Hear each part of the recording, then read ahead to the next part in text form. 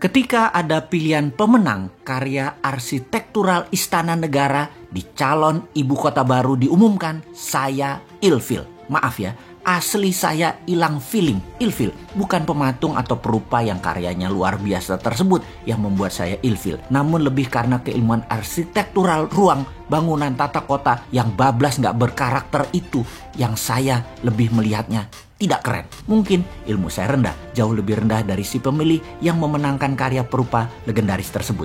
Tapi dalam hati saya berkata, toh nanti kalau New Mind menjabat, ibu kota baru gak akan jadi kenyataan dan pindah ke Penajam tersebut.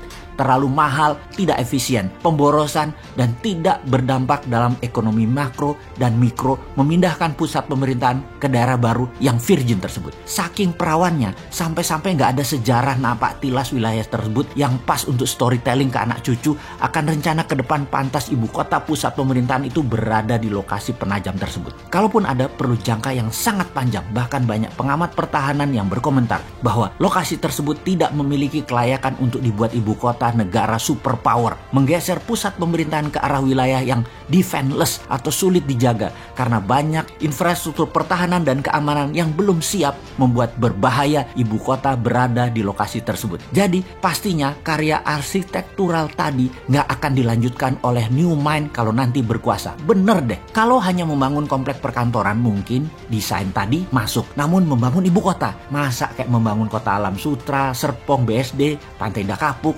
itu sih modelnya. Membangun pusat pemerintahan itu membangun Wakandanya Black Panther. Sekali lagi, Black Panther ya, bukan Blackpink. Bener deh, kalau New Mind pusat pemerintahan tetap di utara Jakarta, bekas tanah reklamasi. Sekalian buat benteng laut utara Jakarta. 5.000 hektar itu New Wakanda.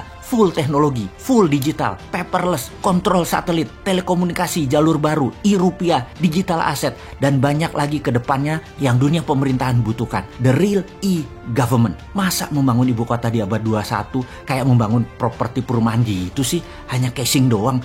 Malu-maluin aja nih bernegara kalau begini. Kembali ke lokasi Penajam. Apa yang kita lakukan oleh New Mind? Tetap dibangun dan pasti dibangun oleh New Mind, namun dijadikan seperti kota Seattle. Penajam akan jadi Seattle-nya Indonesia, yaitu pusat perekonomian high-tech. Kalau sahabat ke kota Seattle di Amerika, kota ini benar-benar by design. Pusat teknologi seperti Boeing, Starbucks, dan banyak lagi infrastruktur ekonomi mendukung kota tersebut. Strategi ibu kota ke Penajam jauh dibandingkan dengan strategi membangun kota Seattle. Nggak sedetail Seattle. Jadi nggak usah dilanjutin deh Penajam. Sementara Seattle tuh hanya kota loh, bukan pusat pemerintahan sebuah negara besar. Lalu New Mind bagaimana rencana untuk Penajam tengahnya Indonesia itu? Pertama, membangun pelabuhan laut dan bandara dengan 3 airstrip.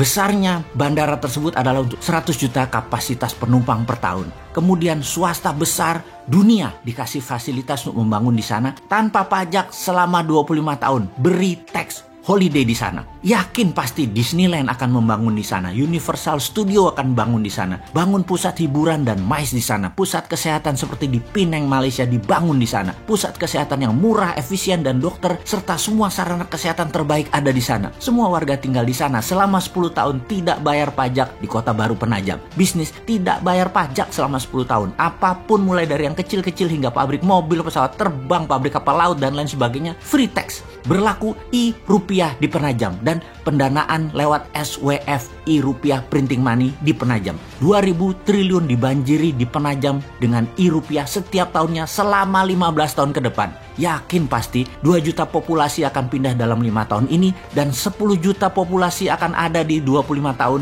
dari sekarang. Indonesia di tahun 2045, Penajam adalah darlingnya Indonesia. Kemudian pusat pemerintahan di Pulau Reklamasi yang sekaligus membangun Great Giant Wall dam laut untuk menahan banjir Jakarta serta pertahanan laut utara pusat pemerintahan tersebut. Di sana adalah e-government pertama di dunia dan e-rupiah pendanaannya. Aduh, jadi kangen masa depan. 2024 kok masih jauh ya.